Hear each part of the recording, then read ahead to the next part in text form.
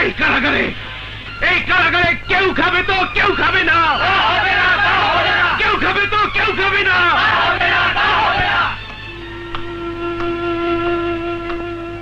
রফিক, কিছুক্ষণ আগে তোমার কার্যকলাপ দেখে তোমাকে আমি যেভাবে চিন্তা করেছিলাম, ঠিক এই মুহূর্তে তোমার কথা শুনে মনে হলো 6 ঋতুর এই দেশে ঋতুর পরিবর্তন হয়নি, পরিবর্তন হয়েছে কিছু মানুষের।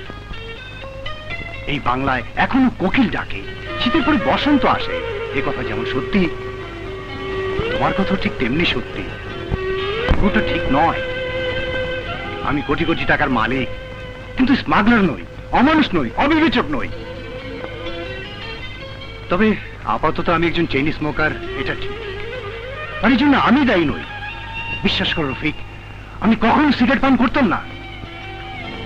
পরিস্থিতি আমাকে বাধ্য করেছে বলে আমি এখন চেইন স্মোকার। সিগারেট না হলে আমি হয়তো বাঁচবো না। জানতে পারি আপনার জীবনে এমন কি পরিস্থিতি ঘটেছে যে জন্য আপনি এখন চেইন স্মোকার? আমি একজন রাজনৈতিক নেতা।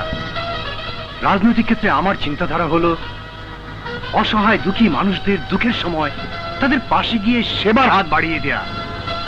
আমি সেই পথ অনুসরণ করতে গিয়ে বাধাগ্রস্ত হই। আমার একই দলের সন্ত্রাসী নেতা ওই নাদের মোল্লা, হ্যাঁ হ্যাঁ, ওই নাদের মোল্লা, ওই নাদের মোল্লা, ওই নাদের মোল্লা।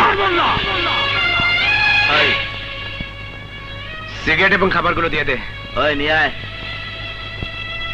রফিক, তুমিও কি নাদের মোল্লার কোন পরিস্থিতির শিকার? হ্যাঁ, আমিও নাদের মোল্লার চক্রান্তের শিকার। যদি একটিবার ওই নাদের মোল্লাকে আমার হাতের মুঠোয় পাই, তাহলে আমি ওর গলার নরলি ছিঁড়ে এনে ওই নরলি দিয়েই ওকে আমি ফাঁসিতে ঝুলাবো। ওর রাজনৈতিক উদ্দেশ্য হাসিল করার জন্য আমাকে চাকরি দেওয়ার নাম করে গ্রাম থেকে শহরে এনে মিথ্যে অস্ত্র মামলা আসামি করে জেলে পাঠিয়েছে।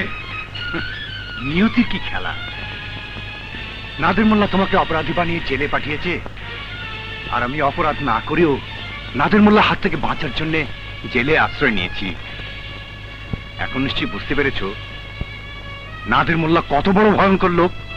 নাদের মোল্লা রাজনৈতিক মুখোশ পরে যে অন্যায় অপরাধ করছে তার দাঁত ভাঙা জবাব আমি দেবই।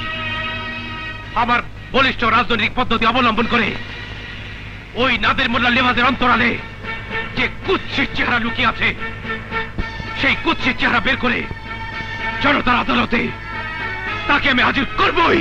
মা, কি রে, রফিকের সঙ্গে দেখা হয়েছে? হ্যাঁ মা, রফিক ভাইয়ের সঙ্গে দেখা করে খাবার খাইয়ে তারপরে এসেছি। তাই? জানো মা, সিআইডি রিপোর্টে রফিক ভাইকে দোষী করতে পারেনি। সত্যি? রফিক ভাই খুব তাড়াতাড়ি বেরিয়ে আসবে। হি আল্লাহ, তুমি রহমানুর রাহিম।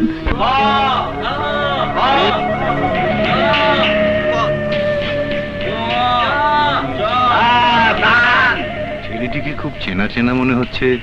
এই যে ভাই, ওস্তাদের পাঠশালায় লেখাপড়া শিখতে হইলে সিলেট আর আদর্শলিপি লাগে, তাই সিলেট আর আদর্শলিপি বই নিয়ে আসেন। তোর ওস্তাদ যেখানকার ছাত্র ছিল ওই স্কুলে হেডমাস্টার আবার আমি। কি কইলেন? এই দেই মই বুঝলাম না। বুঝলি না? স্যারের